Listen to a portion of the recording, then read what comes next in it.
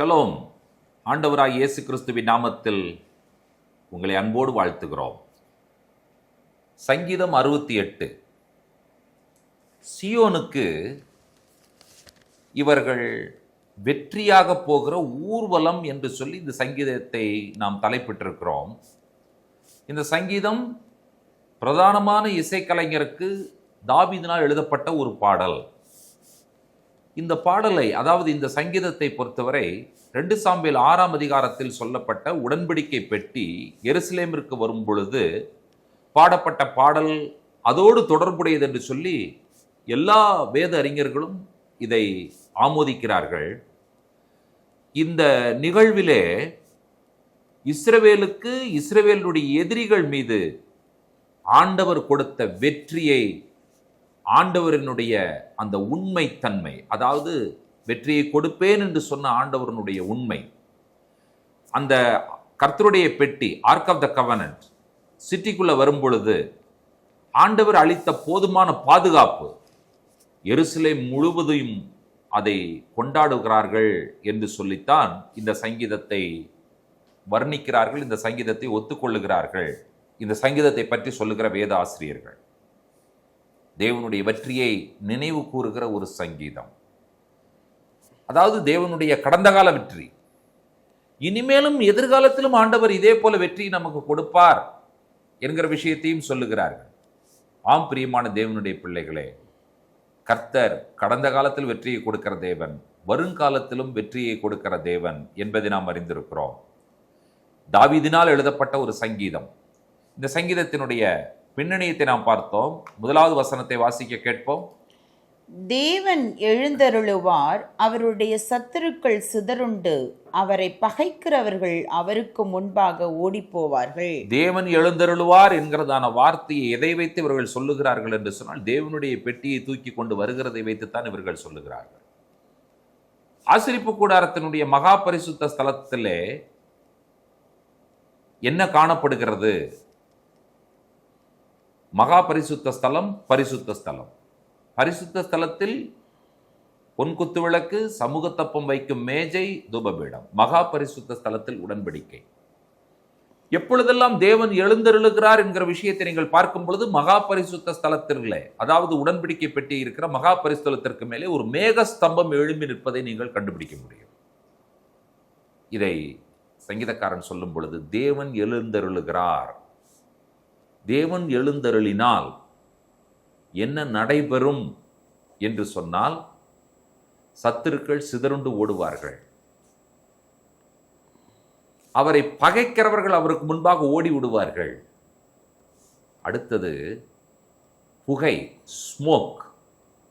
Smoke என்ன, அங்க பார்த்தா இருக்கிறது போல தெரியும், ஆனா ஸ்மோக் அப்படியே ஒன்றும் இல்லாமல் கரைஞ்சு போயிடும். புகையை பறக்கடிப்பதை போல நீர் அவர்களை பறக்கடிக்கிறீர். அடுத்து உதாரணம் சொல்லுகிறார் பாருங்கள். அக்கினி. அந்த அக்கினியில ஒரு மெழுகை தூக்கி போட்டால் என்ன ஆகும்? உருகி போய்விடும். எவ்வளவு நேரத்தில் உருகும்? ஒரு நொடி பொழுதில் அது உருகி போய்விடும். தேவனை பகைக்கிறவர்கள், விரோதிகள், எதிரிகள், இவர்கள் எல்லாரும் ஒன்றுமில்லாமல் போய்விடுவார்கள் என்று சொல்லுகிறார். கர்த்தருடைய பிள்ளைகள், தேவனால் ரட்சிப்பை பெற்றவர்கள், தேவனால் அனுகூலத்தையும் ஆசீர்வாதத்தையும் பெற்றவர்கள் என்ன செய்வார்கள்?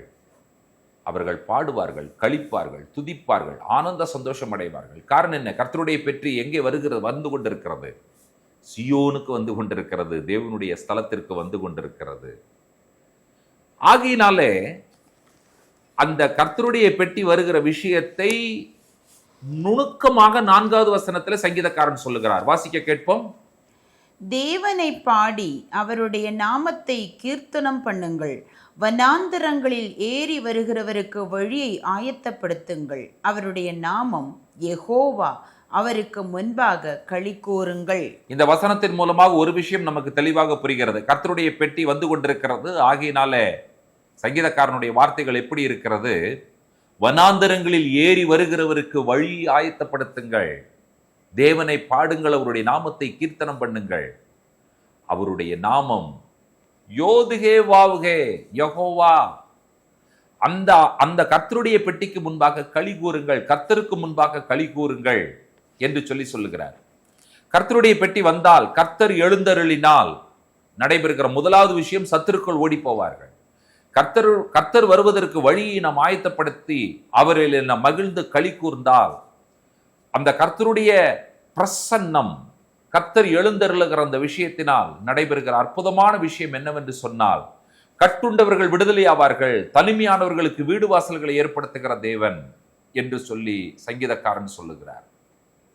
ஆம், கட்டுண்ட மக்கள் விடுதலையாக வேண்டும் என்று சொன்னால் தேவனுடைய பிரசன்னத்தினால் நாம் நிரம்பினவர்களாக காணப்பட வேண்டும். அப்பொழுது கர்த்தர் என்ன செய்வார்?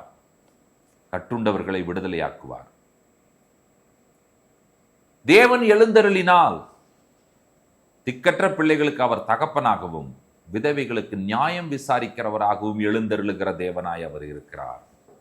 ஆம், நிச்சயமாக அதை செய்வார் என்று சொல்லி நீங்களும் நானும் விசுவாசிக்கிறோம். இந்த விஷயத்தை நாம் அறிக்கை செய்கிறோம் என்று சொல்லி நாம் பார்க்கிறோம்.